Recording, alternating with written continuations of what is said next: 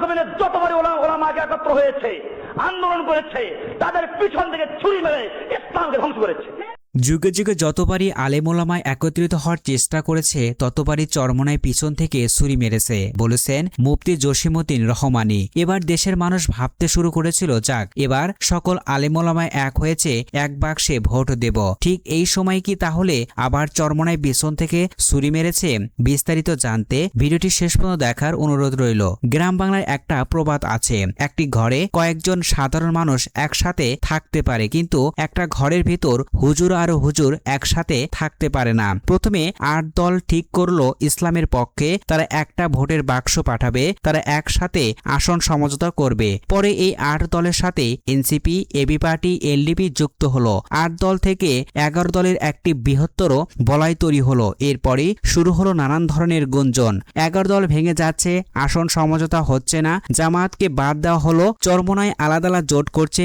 যদিও 11 দল ভাঙার পিছনে চরমনাইকে দায়ী করা হচ্ছে। সূত্র বলছে, জামাত চরমনাইকে না জানিয়েই এনসিপিকে দলে নিয়েছে। জামাতের শক্তিশালী আসনগুলো চাচ্ছে চরমনাই, বিশেষ করে চট্টগ্রামের 15 আসন শাহজাহান চৌধুরীর, সাতক্ষীরার 2 আসন মুহাদ্দিস আব্দুল খালেকের আসন, রংপুরের বেশ কয়েকটি আসন যেগুলো জামাতের ঘাঁটি হিসেবে পরিচিত ছিল, সেসব আসনই চাঁদ, কিন্তু জামাত তাদের ঘাঁটিগুলো ছাড়তে একেবারেই নারাজ। এছাড়া আসন সমঝোতা নিয়েও শুরু হয়েছে নতুন ধরনের আলোচনা। ইসলামী আন্দোলন বাংলাদেশ তার জনসমর্থন জামাতের থেকেও অনেক গুণ বেশি এগিয়ে রয়েছে বলে মনে করে। তারা মনে করছেন তারা সবচেয়ে বড় দল। যদিও সম্প্রতি ন্যারেটিভের একটি জরিপে ইসলামী আন্দোলন বাংলাদেশের জনসমর্থন দাঁড়িয়েছে মাত্র 3.1%।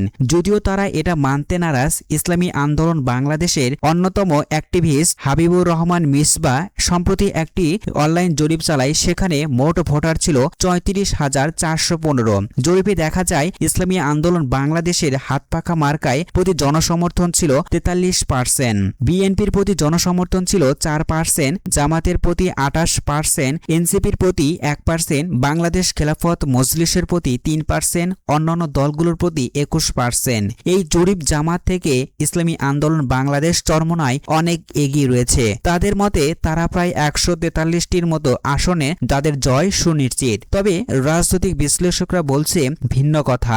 জরিপ আর ভোটের মাঠ এক নয়।